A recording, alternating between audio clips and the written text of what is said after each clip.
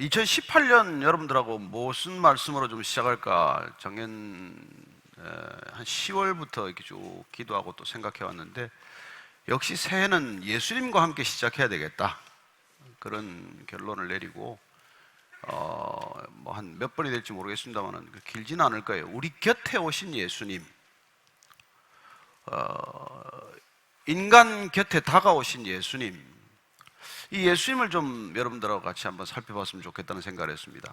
그래서 올해 2018년이 결코 뭐 작년보다 쉬운 해가 될 것 같지도 않고 녹록지 않고 힘겨운 한 해가 되겠지만, 우리가 한번 예수님 알고 예수님 의지하고 예수님과 동행하면서 이 올해도 2018년 아름다운 동행이 되기를 축복합니다. 그래서 첫 번째 제목은 인간으로 오신 예수님을 좀 한번 보자는 것입니다. 우리는 왜 그분이 꼭 인간으로 오셨어야 할까? 그냥 하나님으로 계시면서 이 땅을 한순간에 평화롭게 만들거나 한순간에 이 세상을 호련히 뒤집어 놓거나 그럴 수는 왜 없으셨을까? 왜 그분은 우리와 같이 연약한 인간으로 오셔야만 했던가? 그런 걸 한번 같이 얘기해 보자는 것이죠. 그래서 오늘 성경 말씀을 한 절 같이 읽을 터인데, 빌립보서 2장 말씀입니다. 빌립보서 2장 5절에서 11절까지 말씀인데 한번 같이 큰 목소리로 읽겠습니다. 시작. 너희 안에 이 마음을 품으라. 곧 그리스도 예수의 마음이니 그는 근본 하나님의 본체시나 하나님과 동등됨을 취할 것으로 여기지 아니하시고 오히려 자기를 비워 종의 형체를 가지고 사람들과 같이 되셨고 사람의 모양으로 나타나사 자기를 낮추시고 죽기까지 복종하셨으니 곧 십자가에 죽으심이라. 이러므로 하나님이 그를 지극히 높여 모든 이름 위에 뛰어난 이름을 주사 하늘에 있는 자들과 땅에 있는 자들과 땅 아래에 있는 자들로 모든 무릎을 예수의 이름에 꿇게 하시고 모든 입으로 예수 그리스도를 주라 시인하여 하나님 아버지께 영광을 돌리게 하셨느니라. 아멘. 한 번 더 기도하겠습니다. 하나님 아버지, 예수님이 이 땅에 오신 목적과 또 예수님께서 이 땅에 오셔서 하신 놀라운 일들을 다시 한번 기억하고자 합니다.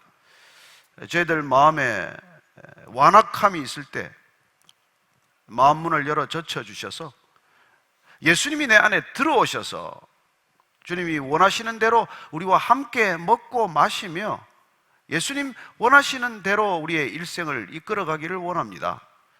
올해 2018년도 주님을 아는 한 해가 되게 하시고 더 깊이 교제하는 한 해가 되게 도와주시고, 그리고 우리가 만난 주님을 누군가에게 전할 수 있는 한 해가 되게 하여 주옵소서. 예수님 이름으로 기도합니다. 아멘. 선거 전략을 보면 동일시 전략이라는 게 있습니다. 어려운 데를 찾아가는 것이죠. 뭐 고아원에 가서 아이들을 안고 사진을 찍기도 합니다. 힘든 근로 현장에 찾아가서 그들과 함께 무슨 일을 잠시 하기도 합니다. 얼마나 하겠어요? 길면 30분 할까요? 그래, 그들은 사진 한 장 찍고 떠납니다. 연말 연시에 우리가 말하는 소위 불우이웃 기관들이 힘들어합니다. 교회에서도 많이 와요. 선물 꾸러미 사다 놓고 사진 한 장 찍고 기도 한번 하고 떠납니다. 그들이 좋아할까요? 귀찮아하고 성가시합니다. 그러나 이걸 해마다 반복되는 행사처럼 하고 있죠. 예수님께서 그런 선거 전략으로 여기 오셨겠습니까? 아니요, 그분은 온전히 생애를 투자하기 위해서 오신 분이에요. 잠깐 뭐 포토 세션을 갖고 사람들 앞에 내가 이런 것처럼 짠 하고 나타났다가 사라지는 것이 아니고 여기에 인간과 같이 되기 위해서 오셨다는 것입니다. 오늘 이 빌립보 이 편지, 사도 바울이 로마의 감옥에서 쓴 편지예요. 빌립보 교회를 향해서 쓴 편지에 우리 누구나 그리스도의 마음을 품으라고 말씀하시는 이 권면을 듣는 가운데 예수님께서 왜 이 땅에 오셨는지, 어떻게 오셨는지를 먼저 한번 보자는 것입니다. 그분은 인간으로 오셨습니다. 무엇 때문에? 구원하시기 위해서. 어떤 목적이 있으셨어요. 마가복음에 보면 그렇게 표현하고 있습니다. 주님 스스로의 고백이에요. 내가 이 땅에 온 것은 내가 너희들한테 대접받으러 온 게 아니다. 내가 너희들을 대접하러 왔다. 대접하는 방식을 알려주마. 내 목숨을 너희들에게 몸값으로 치를 것이야. 그리고 너희들을 자유케 할 것이야.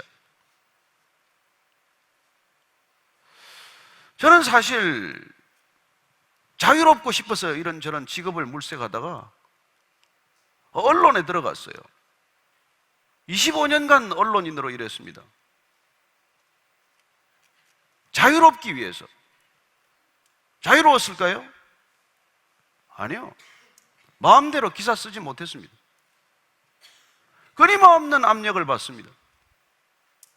당장 내 눈앞에 있는 부장이나 국장한테 압력을 받지만 그들은 누구한테 압력을 받을까요? 내 마음대로 기사를 썼다가 기사가 쓰레기통에 들어가는 것을 보았고, 폭로 기사를 썼다가 야단 맞는 적도 있고, 뭐 그런 거예요. 지금은 다를까요? 저는 지금도 눈에 훤히 들어옵니다. 자유롭고 싶었지만 자유롭지 않았어요. 저녁마다 자유롭기 위해서 술을 마셨습니다. 술 좀 마시면 속이 풀릴래나. 모든 직장인들의 마지막 퇴근 시간 이후에는 상사를 씹는 재미, 그냥 직장에서 그냥 못된 상사를 그냥 난도질하는 재미. 뭐 지금은 좀 달라졌겠죠. 소득이 3만 불이나 됐는데 좀 다르지 않겠습니까? 하는 생각을 하지만 뭐 큰 차이는 없을 거예요. 그래, 우리는 사회 제도나 체제나 이런 것들에 대한 불만이 가득합니다. 그걸 쏟아놓고 마음껏 쏟아놓기 위해서 우리는 뭐 술도 마셔보고 친구도 만나보고 취미생활도 해보지만, 그러나 우리는 무엇을 하더라도 진정 자유로울 수 없다는 것을 잘 압니다. 근데 예수님께서 오셔서 놀랍게도 이렇게 선언하시는 것입니다. 내가 너희를 자유케 하리라. 내가 자유케 하기 위해서 왔고, 너희들은 지금 노예 상태로 살고 있는데 알건 모르건 너희들은 스톡홀름 이펙트를 앓고 있는 중이야.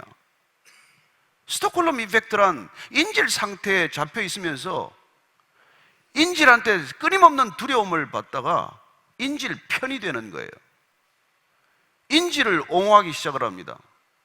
특공대가 들이닥쳐서 풀어준다고 해도 나오지 않아요. 이미 그는 인질과 한 몸이 된 것이죠. 어쩌면 우리는 그런 상태로 살아가기 때문에 예수님께서 우리를 와서 인질로부터 구출해 준다고 하는 말이 무슨 말인지도, 왜 필요한지도, 왜 당신이 그렇게 주제넘은 얘기를 하느냐고 말하는 그런 시대를 살고 있어요.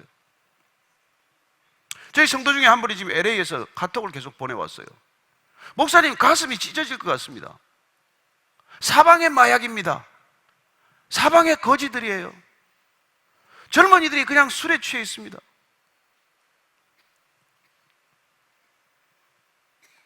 그렇습니다. 그 세상뿐만이겠습니까?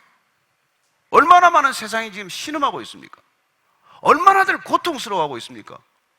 아니, 유사 이래, 인류의 역사 이래 이렇게 잘 먹고 이렇게 잘 사는 적이 없고 이렇게 풍요를 구가하는 적이 없는데 왜 점점 영혼들은 병들어가고 왜 점점 그렇게 고통스러워하고 왜 점점 더 갈등 구조로 들어가느냐는 것이죠. 왜들 이렇게 삽니까? 왜들 이렇게 삽니까? 예수는 이렇게 살아가는 세상 한가운데 뛰어드셔서 이 상태를 바꾸시겠다는 거예요. 가능할까요? 그렇습니다. 그는 처절하게 패배한 것 같았어요. 십자가에서 못 박혀 죽은 사람이 뭘 할 수 있습니까? 그러나 신기하게도 그분이 십자가에 분명히 못 박혀 죽었는데 그분은 다시 부활했다고 증언하는 사람들이 나타나기 시작을 했고, 그 증언의 진실성 여부를 끊임없이 의문 삼고 그걸 진지하게 태클했던 사람들은 다 부활하신 예수님을 만났다고 증언합니다. 그리고 그분을 알게 된 사람, 그분을 만나게 된 사람들은 정말 그분이 약속한 대로 자유로워졌다고 선언합니다. 저도 그 중에 한 사람이에요. 그렇게 마음껏 자유롭고 싶어서 밤마다 술을 마셨고 33년간 술독에 빠졌지만 술에서 자유로워지는 게 아니라 술에 점점 묶이는 인생을 살았습니다.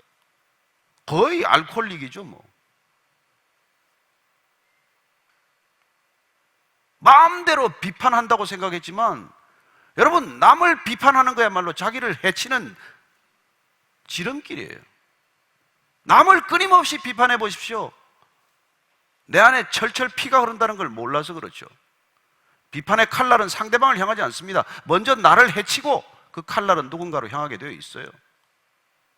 그래서 끊임없이 비판하는 사람들은 끝내 피투성이가 되고 말아요. 관계가 깨어지고 스스로 피폐해지고 그리고 말할 수 없이 고통스러운 그런 상황으로 치닫게 되는 것이죠. 그러다가 스스로 자기 목숨을 끊는 사람들이 있습니다. 누가 목숨을 요구한 것도 아니지만은 견디다 못해서 자기 목숨을 끊는 사람도 있고, 그 외로움을 해결하지 못해서 그런 일을 하는 사람도 있습니다. 저는 예수님께서 이 세상 한가운데 오셔서 인간의 이 거대한 부조리, 부패, 비리, 소외, 갈등, 이런 것들을 해결할 수 있는 터닝 포인트를 만들고자 하십니다. 그분이 선택한 것은 십자가라는 거예요. 십자가. 그분은 십자가를 지러 오셨습니다. 그분은 십자가에서 죽으러 오셨습니다. 가장 비참하게 죽으러 오셨습니다. 우리 인간에게는 두 가지 스토리가 있어요. 끊임없이 밑에서부터 위로 올라간 얘기들입니다. 정말 형편없는 신분에서부터 가장 높은 신분까지 그렇게 올라간 성공 스토리에 우리는 쉽게 귀를 기울입니다. 말단 사원으로 들어왔다가 CEO가 됐다는 얘기, 게임 매니아로 살아가던 아이가 지금 3조 잭팟을 터뜨리듯이 그렇게 큰 회사의 CEO가 됐다는 그런 얘기, 아무것도 없던 친구가 비트코인 몇 개 만지더니 지금 몇백억이 됐다는 얘기, 뭐 그런 스토리에 전부 다 다들 취해 있어요. 그러나 가장 높은 곳에서 가장 낮은 곳으로 내려왔다는 얘기는 여러분들이 듣지 못했을 것입니다. 단 한 분, 이분 예수 그리스도에 관한 얘기입니다. 오늘 사도 바울은 예수님이 어디서부터 어디까지 내려왔는지를 우리에게 말씀해 주고 있는 것이죠. 그분은 원래 근본 하나님의 본체시나 하나님과 동등한 하나님의 지위를 가지고 있었지만은 그 지위를 다 버리고 이곳에 오셔서 저와 여러분 같은 인간으로 오시되, 그것도 왕궁에 태어난 것도 아니고 회장님 댁에 태어난 것도 아니고 무슨 대단한 병원장 집에 태어난 것도 아니고 아니면 그렇게 웃기게 얘기한 것도 아닌데 그렇게 웃으면 제가 민망하지 않아요? 그냥 마국간에 태어났답니다. 저는 그분이 인간같이 되기 위해서, 인간이 되기 위해서 어떤 삶의 코스를 택했는가, 그걸 우리가 쭉 보게 됩니다. 성경의 사복음서를 통해서. 저는 예수님을 알기 위해서 복음서를 여러 번 읽었습니다. 많이 읽었어요. 그리고 끝내 이분은 하나님이시구나. 그런데 어떻게 이분을 이렇게 전할 수 있나? 어떻게 이렇게 못 전할 수가 있나? 어떻게 크리스찬들은 이렇게 다 가짜로 만들어 놨나? 어떻게 교회는 다 이 모양 이 지경으로 만들어 놨나? 그게 너무 분해서 신학교를 간 거예요. 예수님은 종교를 없애러 왔는데 왜 또 다른 종교를 만들었나? 종교가 가지는 거대한 이 질곡, 족쇄, 감옥을 다 깨뜨리고 그분께서 우리를 진실로 자유케 하기 위해서, 궁극적으로 그분은 로마의 압제로부터 우리를 자유케 하는 것이 아니라 죄의 산업으로부터 우리를 자유케 하기 위해서, 죄를 가지고 만든 수많은 종교들, 죽음을 가지고 만든 수많은 종교들, 거기로부터 우리를 끄집어내기 위해서 불러내셨는데, 도대체 이 교회는 지금 뭘 하고 있나? 인간의 얄팍한 욕망을 가지고 무슨 장난을 하고 있나? 무슨 기도가 응답됐다고 뭐 그렇게 좋아하질 않나? 병이 나았다고 하질 않나? 무슨 금리빨이 생겼다고 하질 않나? 무슨 짓들을 하고 있는 건데 이게 도대체?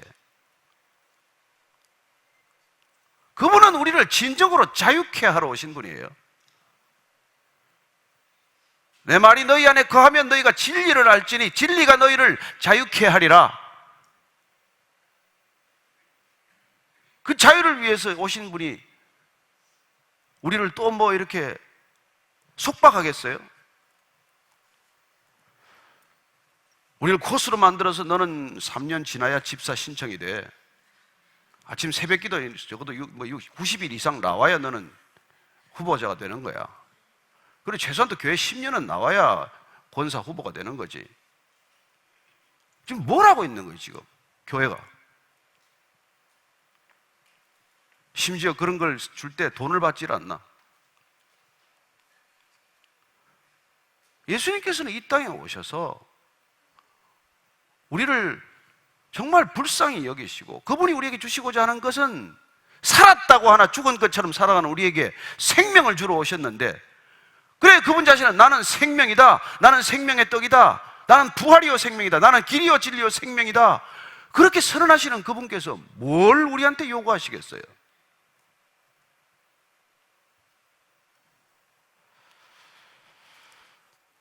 그분은 자기를 비웠다라고 말합니다. 종의 형체를 가졌다. 바울의 표현이에요. 아니요, 그분은 하나님의 형상을 가지고 있습니다. 하나님의 형상에 인간을 덧입힌 거예요. 그분은 온전한 하나님이세요. 그러면서 그분은 온전한 인간이십니다. 이게 그분이 인간으로 오신 이유예요.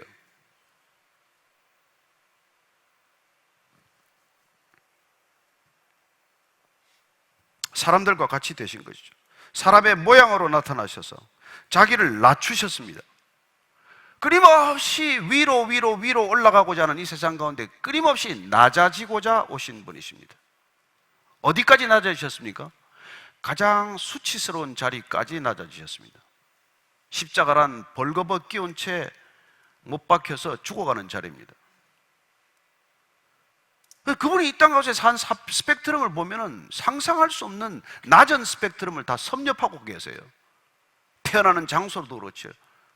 살아가는 삶의 환경도, 여러분 말이 좋아 목수지 무슨 가게를 차려놓고 하는 그런 가구점이 아니에요. 그냥 일일 근로자처럼, 일용직처럼 공사판이 있으면 찾아다니면서 일하는 사람이에요. 손에는 얼마나 두꺼운 못이 박혔을까요?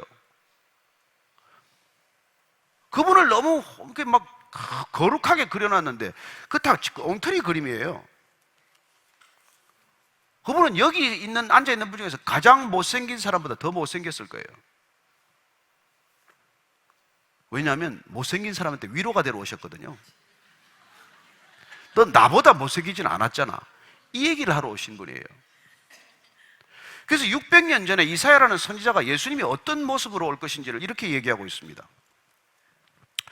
그는 주 앞에서 자라나기를 연한 순 같고 마른 땅에서 나온 뿌리 같아서 고운 모양도 없고 풍채도 없은즉 우리가 보기에 흠모할 만한 아름다운 것이 없도다. 그는 멸시를 받아 사람들에게 버림받았으며 간고를 많이 겪었으며 질고를 아는 자라 마치 사람들이 그에게서 얼굴을 가리는 것 같이 멸시를 당하였고 우리도 그를 귀하게 여기지 아니하였도다. 그는 실로 우리의 질고를 지고 우리의 슬픔을 당하였거늘 우리는 생각하기를 그는 징벌을 받아 하나님께 맞으며 고난을 당한다 하였노라. 그가 찔림은 우리의 허물 때문이요 그가 상함은 우리의 죄악 때문이라. 그가 징계를 받음으로 우리는 평화를 누리고 그가 채찍에 맞음으로 우리는 나음을 받았도다. 우리는 다 양 같아서 그릇 행하여 각기 제 길로 갔거늘 여호와께서는 우리 모두의 죄악을 그에게 담당시키셨도다. 그가 곤욕을 당하여 괴로울 때에도 그의 입을 열지 아니하였으며 마치 도수장으로 끌려가는 어린 양과 털 깎는 자 앞에서 잠잠한 양같이 그의 입을 열지 아니하였도다. 그는 곤욕과 신문을 당하고 끌려갔으나 그 세대 중에 누가 생각하기를 그가 살아있는 자들의 땅에서 끊어지면 마땅히 형벌받을 내 백성의 허물 때문이라 하였으리요. 예수님께서 인간이 되신 이유는 이런 일을 겪기 위해서 오셨다는 것입니다. 그래서 저는 여러분들이 오늘 예수님이 내 사정을 알게 했을까? 내 형편을 알까? 내 고통을 알까? 내 고난을 알까? 그렇게 말하지 마십시오. 그렇게 생각하지 마십시오. 여기 있는 가장 고통받은 사람보다도 더 많은 고통을 겪으셨습니다. 오늘 저희 2부 예배 이지선 자매가 예배를 드리고 갔어요. 가끔 만나는데 정말 이제는 뭐 얼굴이 천사 같은 얼굴이 되었죠. 만약 지선 자매가 예수님을 못 만났다면, 몰랐다면 어떻게 살 수 있을까요? 그리고 온 전신이 찢어지는 그런 아픔 속에서 지금도 살이 오그라들기 때문에 계속해서 수술을 받아가면서 살아가는 그 자매가 결국 사회복지학 지금 박사학위를 마치고 와서 한동대학에서 교수를 할 수 있는 힘과 그런 끊임없는 열정과 그런 비전이 어디서 나왔겠어요? 그렇게 고백합니다. 수술 때마다 그런 십자가를 묵상한다고 말합니다. 예수님은 나보다 더 큰 고통을 겪었다는 것을 기억한다고 말합니다. 저는 여러분들이 정말 힘든 일을 겪고 계십니까? 예수님 앞에 여러분들이 털어놓기 시작하면 여러분들은 어떤 것도 그분 앞에서 고통이라고 말할 수 없게 됩니다. 여러분들이 지금 순환을 겪고 있고 수치를 겪고 있습니까? 수많은 관중 앞에서 벌거벗기운 채 온 전신이 피투성이가 된 그분을 생각하면 어떤 것도 우리 인생에 부끄러운 일은 없습니다. 그만큼 부끄러운 그걸 겪은 분 앞에서 우리가 뭘 부끄럽다고 말할 수 있겠습니까? 왜 인간이 되셨다고요? 그분은 높은 곳에서 우리에게 한 수 훈수하러 온 게 아닙니다. 이렇게 가면 구원받을 수 있어. 그렇게 바둑 훈수 뜨듯이 가르쳐주러 온 게 아니에요. 그분은 저와 여러분 대신 고통을 겪으러 오신 것입니다. 그리고 위로자가 된 것이죠. 어떤 분이 자녀를 잃고 나서 너무나 큰 상실감에 빠졌습니다. 그리고 나서 그분은 그렇게 얘기합니다. 나는 누가 가족을 잃었다고 할 때 절대로 위로할 수 없게 되었습니다.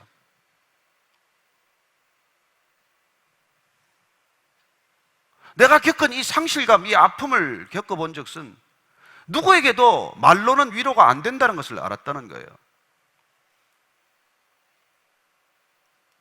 여러분들이 어렵다고 찾아오면 저는 몇 마디 말로 위로하고 잠시 기도하고 돌려보내지만 예수님은 그렇게 하지 않으셨습니다.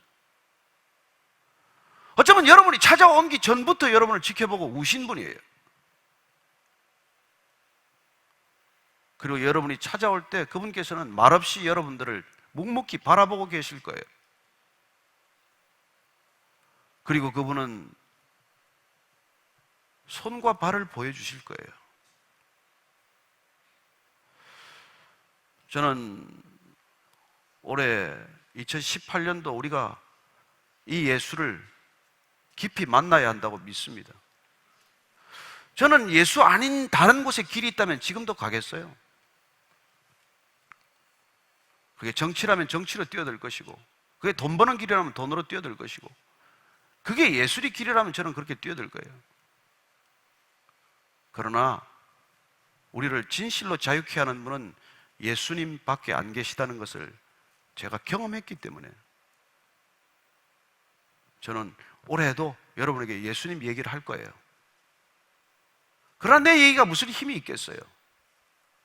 여러분들이 직접 만나지 않으면, 여러분이 그분을 알지 않으면 무슨 소용이 있겠어요? 제가 할 수 있는 것은 여러분들에게 만나보라고 고라는 것밖에 할 수 없는 것이죠. 그분을 깊이 알게 되면 여러분 안에는 어떤 상처도 더 이상 머물러 있지 않습니다. 어떤 것도 그분 앞에서 상처가 될 수 없기 때문이죠. 그분을 깊이 만나면 누구도 자랑하지 않게 됩니다. 그분 앞에 뭐를 자랑할 게 있어요? 그분을 만나면 결코 교만하지 않습니다. 어떻게 그분 앞에서 우리가 교만할 수 있겠어요? 그래서 그분은 진실로 이 땅에 화평을 가져다 주시는 분입니다. 여러분들이 무엇인가부터 묶여있다가 풀려나기 시작을 하면은 여러분들이 관계 맺는 방식이 본질적으로 변화하기 때문입니다. 더 이상 나를 드러내기 위해서 관계 맺지 않고, 더 이상 내가 그를 컨트롤하기 위해서 관계 맺지 않고 그냥 그분이 우리를 용납하고 우리의 죄를 다 거두어 가신 것에 감격하고 감동해서 우리도 누군가를 그렇게 보듬어주고 품어주려고 흉내낼 뿐이에요. 그분은 그런 비유를 들려주십니다. 너희들이 10,000달란트를 받았다면 100데나리온 가지고 따지지 말아라. 우리가 십자가에서 받은 은혜가 1조 단위의 돈이라면은 누군가에게 100만 원, 1000만 원 단위의 돈을 가지고 시비하지 말아라. 그런 얘기죠 뭐. 왜 예수님이라야만 합니까? 어떤 인간도 여러분에게 자유롭게 여러분들을 풀어줄 수 있는 사람은 없기 때문입니다. 결혼하면 관계가 자유롭습니까? 자녀가 태어나면 자유롭습니까? 교회 오면 자유롭습니까? 진정 자유하십니까? 그분 안에서만 자유할 수 있다는 것을 믿으시기 바랍니다.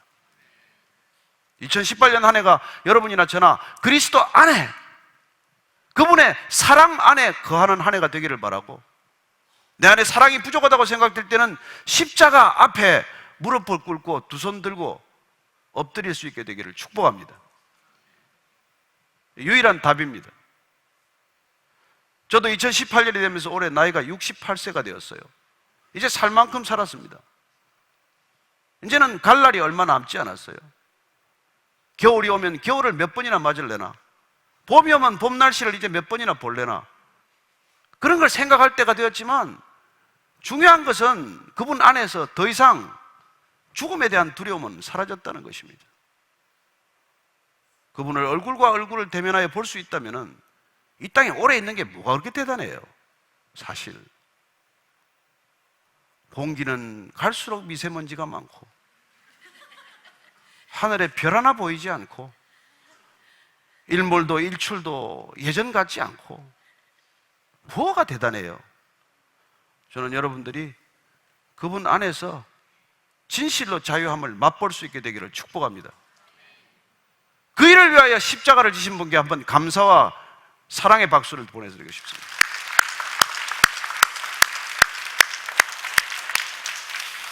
예수님 감사합니다.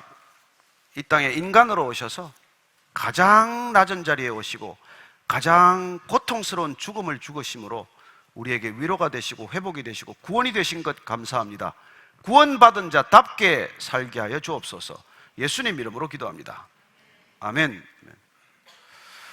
우리 사랑하는 우리 안신기 목사님을 모시고 오늘 제가 여러분과 더 좋은 시간을 갖도록 하겠습니다.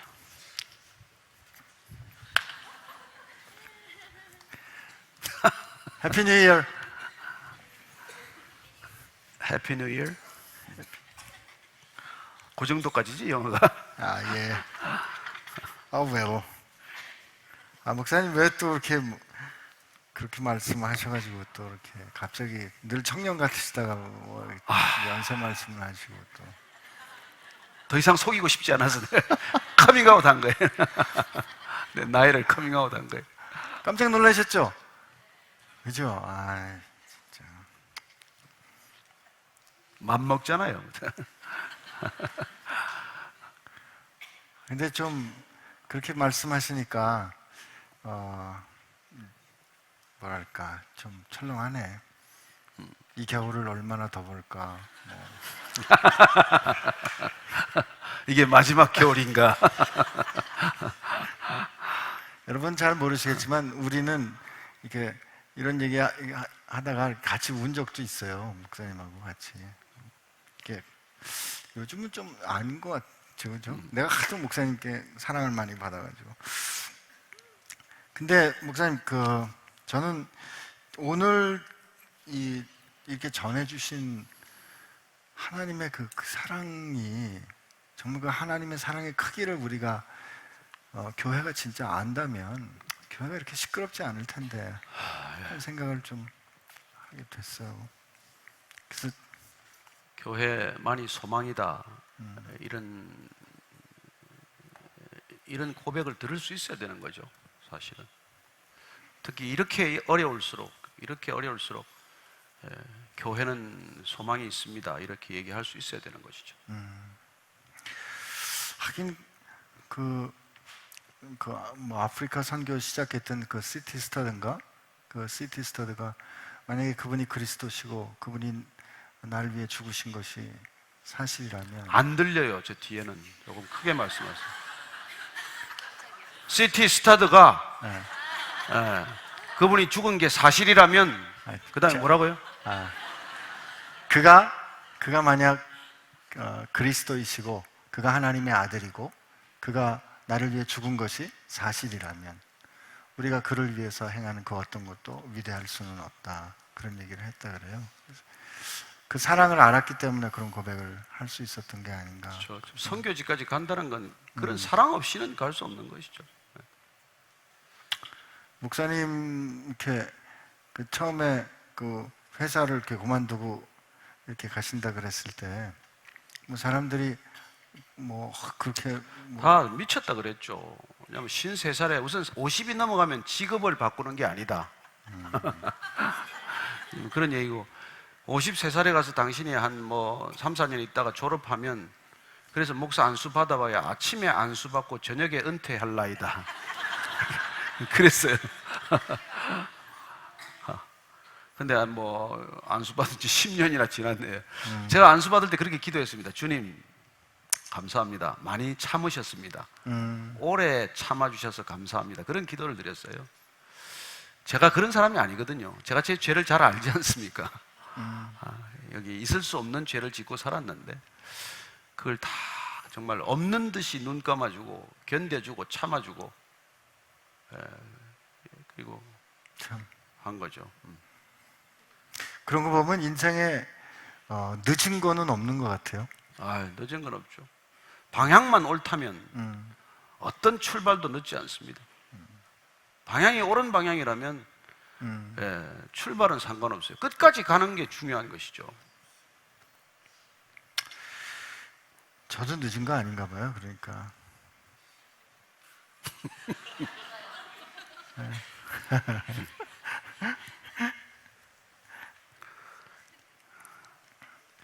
오늘 왜 이렇게 질문들 안 하시고 이렇게 감사합니다. 혹시 오늘 이렇게 여기서 질문하실 손 들고 질문하고 하시고 싶은 분 계세요? 오늘 플로어에서 한번 질문 받아보겠죠. 편안하게.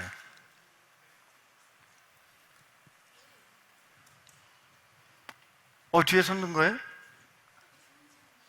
아니에요? 제가 질문할까요?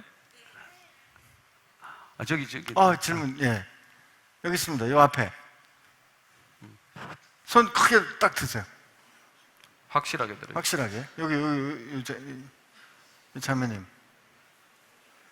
머리 만진 거야? 머리만 만진 거예요? 세상에. 머리 만진 거예요, 계속? 알겠죠.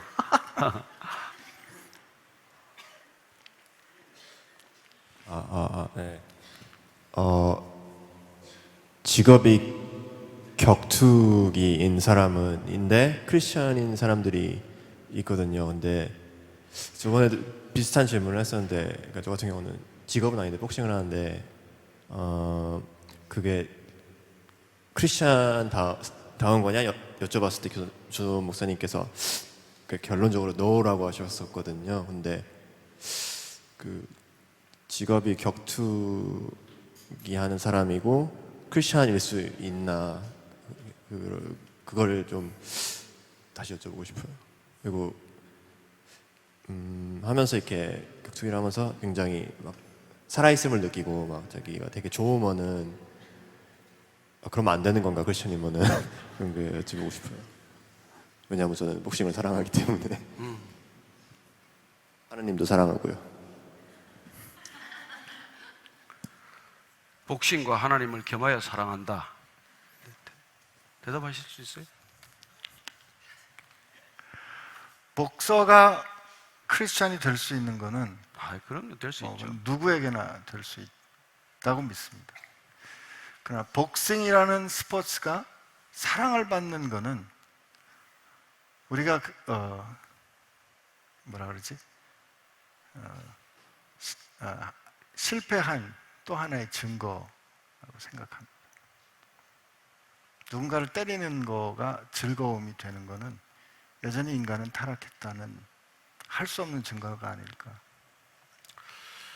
사실 뭐 오래된 거죠. 뭐 우리가 격투기라고 말하지만은 로마의 원형 경기장에서 검투사들 간의 결투라든지 또 뭐 맹수들과의 그런 그거라든지 끊임없이 인간의 야성, 인간의 이 수성 이런 것들을 대리 만족시키는 것들이 끊임없이 이 하나의 그 뭐랄까요, 관객 스포츠로 자리 잡은 것이죠. 그래서 그걸 어떻게 보면 본인은 그걸 보면서 즐기는 그런 이제 일종의 놀이가 되고 하나의 문화가 되고 말았습니다만은, 초대교회 이렇게 보면은 그 당시 원형 경기장에서 검투사 중에서 예수님을 만나고 본인이 칼을 내려놓는 사람들이 있었어요. 그리고 그냥 기꺼이 본인이 패배를 자청한 것이죠. 그렇게 죽어간 사람들의 기록이 가끔 있습니다만은, 예, 뭐 저는 뭐 복서들에게 그렇게 하려면 복싱 링에 올라갈 이유가 없는 것이죠. 올라가서 최선을 다해서 싸워야겠지만, 그리고 그렇게 끝나고 나서 서로 껴안아주고 서로를 위로하는 걸 보면 또 어떤 데는 굉장히 감동이 있어요, 사실. 그러나 두들겨 패고 싹 감싸주는 게 좀 그렇지 않습니까? 그냥 뭐 때리기 전에 좀 감싸줄 수 있으면 더 좋겠다, 저는 이런 생각을 하는 것이죠. 저는 어릴 때 뭐 야단을 맞을 때 그때는 이렇게 어른들한테 많이 맞았어요. 근데 꼭 때리고는 껴안아주면서 아팠지 하면서 울면 더 열받는 거예요. 아니, 그래서 왜 그러나 생각을 했는데, 뭐 저는 여러분들이 판단하기 나름입니다. 그러나 뭐 저는 우리 사랑하는 형제가 오래 그 직업을 안 가졌으면 좋겠어요. 뭐 젊을 때는 혈기왕성하니까 그렇게 하실 수 있지만은, 다른 직업을 가지고도 사실 수 있다면 또 직업을 바꾸는 것도 저는 좋겠다. 아니, 복서협회에서도 이게 뭐 항의가 올지 모르겠습니다만, 어쨌든 뭐 그런 게 제 생각이에요. 왜냐하면 내가 그걸 직업으로서 살아간다는 것은 그 직업은 보다 더 상위 가치에 종속되어야 되거든요. 내가 아무리 돈을 벌어야 된다고 하지만은 내가 뭐 갬블러로서 돈을 벌 수는 없지 않습니까? 노름물에서 돈을 벌 수는 없는 것이고, 내가 또 아무리 또 뭐 돈이 급하다고 해서 강도짓을 해서 돈을 뺏을 수는 없지 않습니까? 우리가 뭐 죄와벌이라는 그 소설을 보면은 결국은 그 라스콜리니코프라고 하는 청년이 내가 지금 공부하는데 공부하기 위해서 그 전당포 노파를 살해하면 어때요?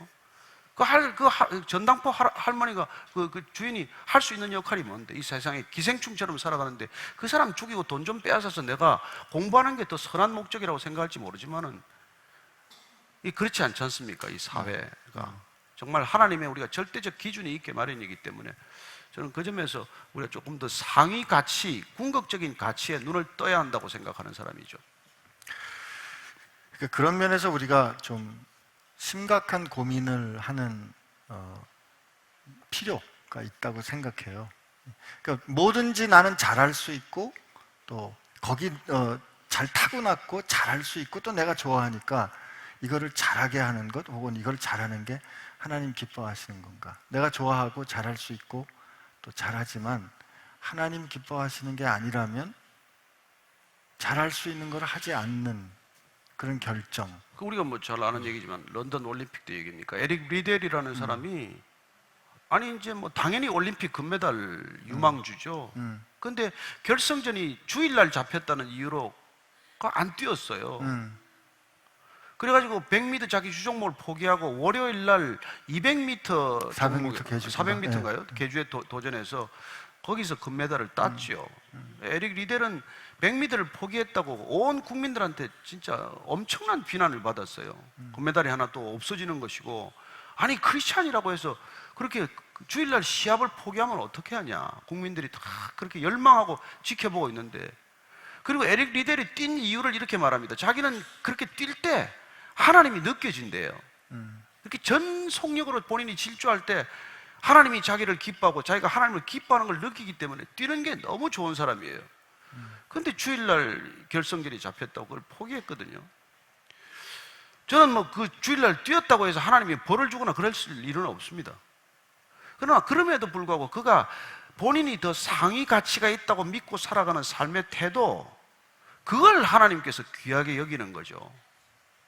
저는 그런 게 우리에게 하나님이 기대하는 거라고 생각합니다. 예.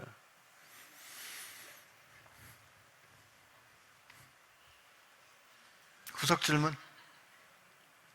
나오나요? 아, 나오네요.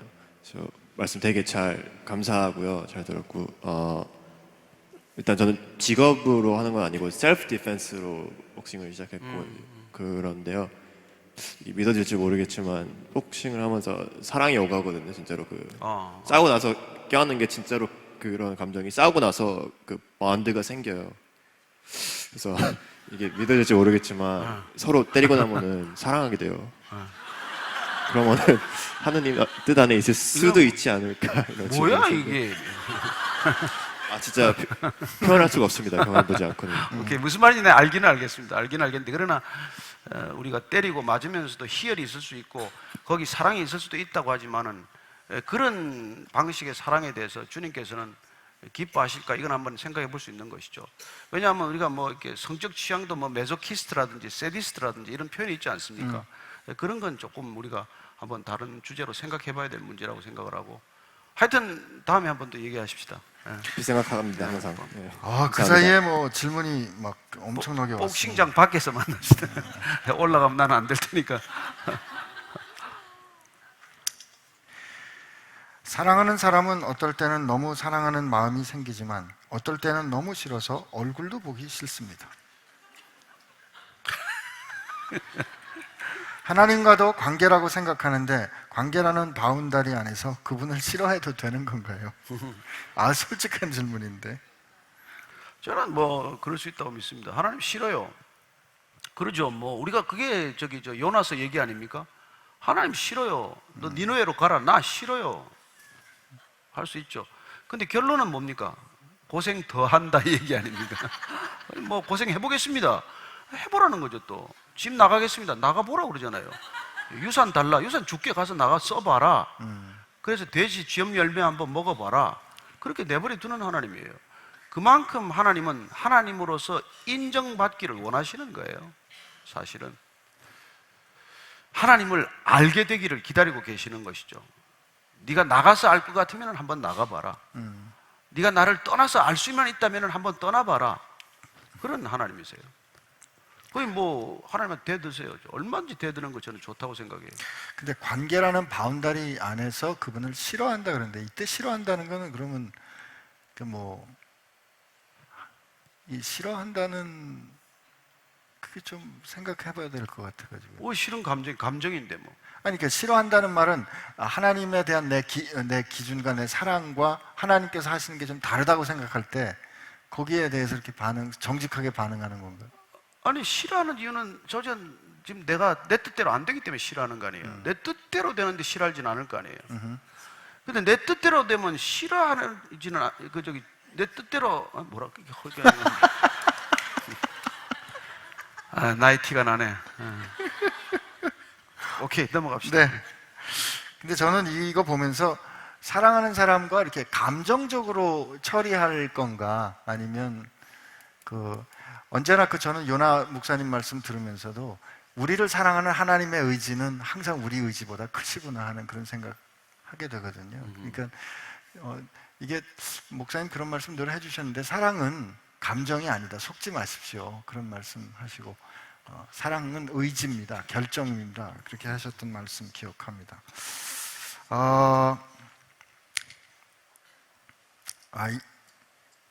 참 오랜만에 흥미로운 질문이 나와서 두 가지인데요. 네.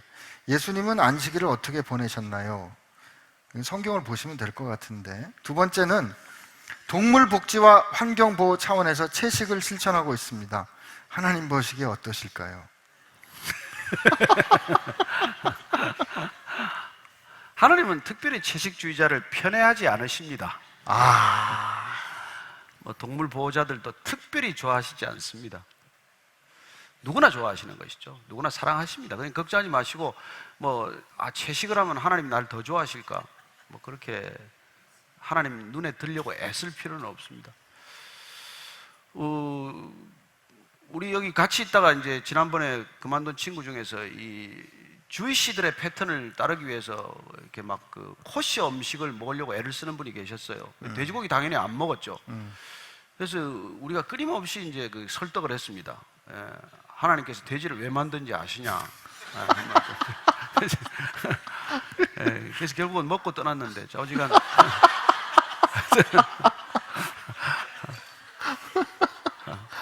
하여튼 입으로 들어가는 건 더러운 게 뭐, 없어요. 예수님께서 그렇거든요. 입으로 들어가는 게 나쁜 게 아니라 뒤로 나오는 게 추하다고 말합니다. 그러니까 우리 입에서 지금 나오는 것도 그게 욕이 되거나 하면 추하지 않습니까? 그래서 들어가는 건 어떤 것 들어가도 괜찮다고 말씀하십니다. 특별히 노아 홍수 이후에 동물 먹는 게 허락이 됐으니까 뭐 드시는 것 괜찮죠. 뭐 많이 안 드시면. 네. 그리고 안식일에 관한 건 뭐 여러분 예수님께서 뭐 안식일을 일부러 범하셨어요. 안식에 묶여서 안식을 잃어버린 사람들에게 경종을 울려 주기 위해서 안식일 규정에서 풀어주는 게 안식이라는 것을 그분께서는 실천하신 것이죠. 네. 저는 이 고기하고 관련해서는 네. 사도 바울이 고기 먹는 거 가지고 비난하는 사람 때문에 누군가 내가 고기 먹는 것 때문에 힘들고 실족하면 난 뭐 고기 안 사도 먹고 바울은 그런 것 자기 행동을 규제할 때 사랑의 이중 계명이라는 걸로 자기 행동을 스스로 통제했어요. 그러니까 내가 뭐 그 고기 먹을 수 있고 내가 술 한잔 할 수 있는데 내가 술 먹는 걸 보고 저 사람이 교회 나간다더니 아직도 술을 먹는구나 하고 그 사람이 이렇게 마음에 불편을 느낄 것 같으면 먹지 말아라 이런 얘기를 한 거예요. 예. 근데 뭐 또 생일 파티에 앉아서 건배 한잔 하는데 야 나는 뭐 물 가져와라 사이다 따라라 그렇게 해서 판을 깰 것 같으면 그냥 받아놓고 안 먹으면 되는 거 아니에요. 근데 꼭 나는 뭐 물을 따라라 그렇게까지 뭐 할 게 뭐 있냐 이제 이런 얘기예요. 그래서 더 사랑하면 문제가 해결된다는 겁니다. 그 사람이 기준이 되기 때문에 사랑한다는 건 내가 기준이 아니라 그 사람이 기준이 된다는 거거든요. 그 사람을 사랑하면은 그 사람의 기준을 존중해 주는 것이죠. 존중해 주는 것이죠. 잘 정리되셨죠? 어떤 뜻에서 채식하는지 그 의미를 하나님은 잘 알고 계시는데 그렇지만 고기 먹는 사람 미워하실 필요는 없을 것 같습니다. 초등학교 1학년 아들이 태초에 하나님만 생각하면 머리가 터질 것 같다고 합니다. 초등학교 1학년이야. 초등학교 1학년이 모든 처음이 있는데 어떻게 원래부터 계실 수 있는지 이해하기가 너무 힘들다고 합니다. 찬양과 기도를 좋아하는 바른 아이인데 어떻게 설명해 줘야 할까요? 태초에 뭐 in the beginning이라고 번역했잖아요. 네. 그게 이제 히브리어는 브레시트라고 돼 있는데 시간 이전이라는 뜻이거든요. 하나님이 시간을 만드셨어요. 시간을 만드신 분 앞에서는 시간이 뭐 그렇게 어렵습니까? 그러니까 시간 이전이 있다는 걸 우리가 기억해야 하는 것이죠. 그래서 우리는 그걸 초월적 시간이라고 표현하는 것이죠. 과거, 현재, 미래라고 하는 이 시제 속에 갇혀 살아가는 우리로서는 그 시간을 벗어났다는 걸 이해를 못해서 그렇죠. 그렇지 않습니까? 저는 여러분들이 시간관념이나 이런 거에 대해서 조금 이렇게 성경을 들여다보면 재밌는 시간이 있어요. 예. 왜냐하면 이 요한계시록이 기록이 되어 있거든요. 성경의 제일 마지막은 우리가 지금 경험하고 있는 이 시간 너머의 시간을 기록하고 있어요. 근데 그게 이미 다 완료된 걸로 기록이 되어 있는 것이죠. 그러니까 뭐 여러분들이 뭐 이 시간에 관한 영향을 하는 것들이 있지 않습니까? 영화가 뭐 인터스텔라나 뭐 이런 영화들이 있잖아요. 이게 굉장히 그 성경적 근거를 가지고 이렇게 저는 만들었다고 생각이 돼요. 예. 그래서 뭐 시간에 대해서 여기 장황하게 토론할 자리는 아닙니다만은 저는 무슨 뭐 억 년이니 뭐 10억 년이니 하는 거는 그건 허황된 시간 계산법이에요. 그건 인간의 시간으로 시간 밖의 시간을 잰다는 게 말이 됩니까? 여러분 30cm 자로 어떻게 1km를 잽니까? 안 되잖아요. 그래서 어린아이가 막 그 생각 머리가 터진다는데 이 아들에게 그렇게 얘기해 주세요. 우리 교회 조정민 목사님이라고 계신데 그 목사님도 창세기 1장 1절이 참 이해가 안 되셨단다. 근데 어느 날 하나님이 믿게 해주셨거든. 너도 좀 기다려봐. 아유, 그럼 답답하죠. 더 답답하게 만드는 거죠. 저는 왜냐면 그 엄마가 설명 못할 걸 자꾸 엄마가 설명해주면 그 엄마 실력이 딱 그게 이렇게 파악이 되는 순간 아들이 질문 안 하거든요. 내가 그 대답을 엄마 여기 계시진 않겠죠. 엄마한테 이렇게 너는 내 뱃속에서 태어났죠. 태어났지 않냐? 네가 뱃속에 있기 전에가 태초다. 걔는 그 시간이 없잖아요. 걔의 시간은 엄마한테 착상되면서부터 시작된 시간 아니에요. 박수. 문제는 하나님이 왜 계시냐예요, 지금. 하나님 왜 넌 왜 있니? 넌 왜 있니? 저 말입니까? 넌 왜 있는데? 저는 뭐 하나님 때문에 우리는 있습니다. 예. 물어서 안 되는 질문이 있단다. 그건 말이야. 넌 왜 사니? 하여튼 하여튼. 아들이 뭐든지 물어볼 수 있게 잘. 그런 게 다 물어줘야 돼요. 뭐, 아이들이 끝없이 질문하면 천재가 됩니다. 아이들의 질문을 끝없이 막으면 바보 돼요. 그러니까 우리는 바보 만드는 천재들이에요. 바보 만드는데 천재들이라고요. 예. 아멘 할 뻔했네. 근데 저는 엄마 아빠가 모를 때 미안해, 난 그건 몰라, 이렇게 해주는 용기가 있었으면 해요. 왜냐면 엄마 아빠가 그냥 같이 알아갈 수도 있죠. 뭐. 그러니까요. 네. 긴 질문을 그냥 무시하면 혼날 것 같아가지고 네. 제가 요즘 사람들과의 관계 맺는 것이 힘들어 새로운 사람들을 만나는 것이 두렵기도 하고 꺼려지기도 합니다. 아예 일하는 것 자체를 그만두고 싶기도 하고 연애나 결혼에도 솔직히 관심이 없습니다. 하나님과의 관계는 전혀 그렇지 않은데 세상에선 그저 혼자이고 싶습니다. 하나님의 자녀로서 비정상적인 마음가짐일까요? 인간은 상황이라든지 이해관계 등에 따라 쉽게 합리화하며 옳다 그르다를 판단합니다. 죄의 크기, 옳고 그름이 하나님의 뜻에 따라 판단할 수 있어야 하는데 이에 대한 판단이 너무나도 어렵습니다. 역사를 돌이켜도 수많은 사상자를 냈던 정치인이나 왕 등 너무 많은 것을 볼 수 있는데 절대적인 하나님의 기준으로 바라봤을 때 분명 잘못된 일일 텐데 각자의 상황에 따라 쉽사리 합리화되는 것이 안타깝습니다. 이런 상황일 때 크리스천으로서 어떤 마음가짐으로 상황을 대해야 되는지 궁금합니다. 그저 혼자이고 싶은데 세상에 대한 관심은 여전히 있으신. 여러분들 무슨 질문인지 아시겠어요? 있는데, 우리는 벌써 이게 이제 길이가 짧아져가지고 뒤에 얘기를 들으면 앞에는 무슨 얘기를 들었는지 몰라요. 이렇게 길게 하시면. 죄송합니다. 네. 있는 그대로 읽어드리라고. 그렇구나. 능력이 그런 걸 그래서. 좀 이렇게 썸머라이즈를 해주면 좋죠. 내가 기자였어야 되는데. 그 질문을 한마디로 하면 질문을 한마디로 하면 요즘 혼자이고 싶은데. 근데 여러분이 어떻습니까? 저는 하나님을 사랑한다고 이분이 그렇게 말씀했거든요. 여러분, 사랑은 엄청난 에너지예요. 왜 예수님이 십자가를 지시겠어요? 여러분, 사랑은 가만히 있지 못합니다. 사랑은 폭발적인 에너지예요. 그래서 저는 여러분들이 하나님을 사랑하면은 정말 삶의 모든 영역이 달라지기 시작합니다. 하루아침에 이렇게 주변 상황이 달라지는 걸 경험해요.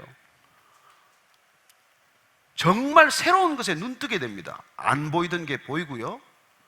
안 가던 곳에 가고 싶어지고, 만나고 싶지 않은 사람도 만날 수 있게 되고, 용서 안 되던 사람도 용서하게 되고, 그래서 내 삶의 바운다리가 어마어마하게 확장되는 것을 경험해요. 왜냐하면 이제 더 이상 나의 이익과 나의 손해에 집착하지 않고 있기 때문이에요. 그게 나 중심의 삶이 정리되어 가는 과정, 프로세스입니다. 그러니까 저는 여러분들이 사람에 대한 관심을 놓칠 수가 없는 것이죠. 나를 생각하면 만나고 싶지 않지만 그 사람을 생각하는 게 사랑이니까 그 사람에게 필요한 걸 가지고 다가가게 되는 것이죠. 그리고 그 사람의 기쁨에도 우리가 동참할 수 있게 됩니다. 여러분, 우리가 시기와 질투로만 벗어나면요, 이 세상은 완전히 달라집니다. 그 사람이 기뻐하는 걸 같이 기뻐할 수만 있다면 우리는 기뻐할 일이 얼마나 많을까요? 그러니까 여러분들이 눈을 크게 뜨면 주위 상황을 우리가 정말 그걸 자꾸 먼저 긍정적 사고다 이렇게 말하는데, 아니 긍정 이상이에요. 사랑은 긍정 이상입니다. 네. 저는 정말 여러분을 사랑한다고 느낄 때는 이게 밤새 하고 싶어요. 끝장 토론 한번 해보고 싶어요. 근데 여기 뭐 끝까지 앉아 있을 분이 안 계시기 때문에 여기서 이제 막을 내리겠습니다만은. 끝내라고 이제 사인을 주신 거거든요. 이제 끝내야죠. 이제 조금씩 알아듣기 시작해요. 네. 여기 마이크 달렸는데. 네, 질문하시죠. 네.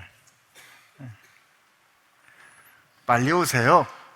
그러니까 마이크를 여기 앞에 하나 미리 두고 있어야지. 그 뒤에만 그렇게 하시면 여기 있습니다. 네. 네, 안녕하세요. 말씀 듣다가 보니까 아까 교회에 오면서 본 기사가 생각이 나서요. 비혼자들이 많아지고 있는 시대라는 기사를 봤습니다. 비혼. 비혼자. 네, 미혼이 아니라 아예 아예 혼자 결혼을 사는. 예, 그래서 비혼을 위한 싱글 웨딩까지도 그러니까 혼자서 결혼을 하는 그런 의식이 예식이 뭐 유행한다 뭐 이런 기사까지 봤는데요. 목사님 말씀 들으면 사랑의 가치에 대해서 남을 점점 많이 사랑을 주거니 받거니 나눔에 대한 이야기를 해주신 건데, 요즘 사람들은 남한테 사랑 주기도 힘들어서 그것을 막고 자기 자신을 사랑하는 거에만 힘쏟으려고 하는 시대가 된 것 같아요. 그런 기사를 봤고요. 이런 시대에 크리스찬으로서는 어떻게 대처를 해야 될까요? 예. 저는 크리스천은 항상 그 시대를 거슬렀다고 생각이 됩니다. 항상 거대한 물줄기를 거슬러 올라가는 사람들이에요. 연어가 알을 낳기 위해서 3만 킬로미터 태평양을 돌아가지고 남대천을 온몸이 찢어지면서 거슬러 올라가는 건 생명 때문에 그래요. 생명을 낳겠다는 것, 잉태한 생명을 낳겠다는 것은 내 몸이 다 찢어지는 한이 있더라도 그런 고통을 감내하는 것이죠. 연어가 사랑하는 방식이고 연어가 살아가는 방식이에요.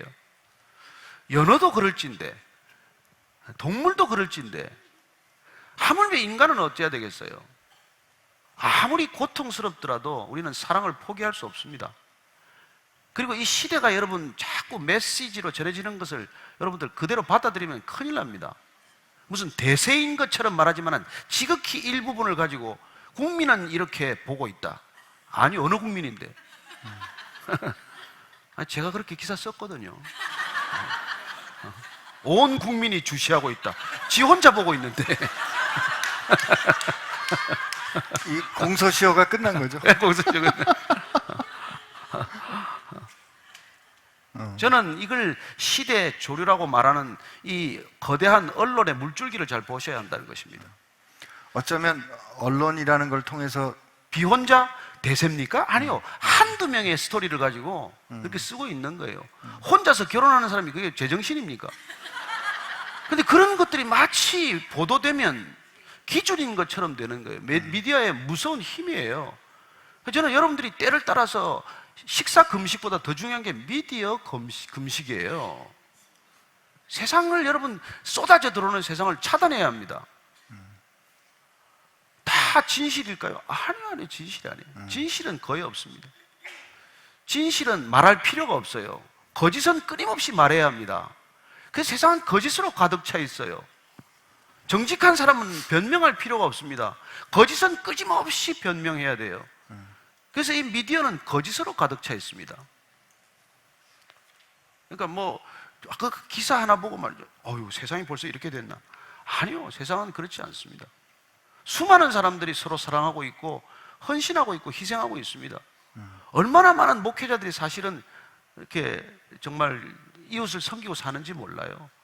뭐 몇몇 사람의 스토리를 가지고 마치 교회 전체가 무슨 일이 난 것처럼 말하지 않습니까? 저는 뭐 그것도 동의하지 않아요.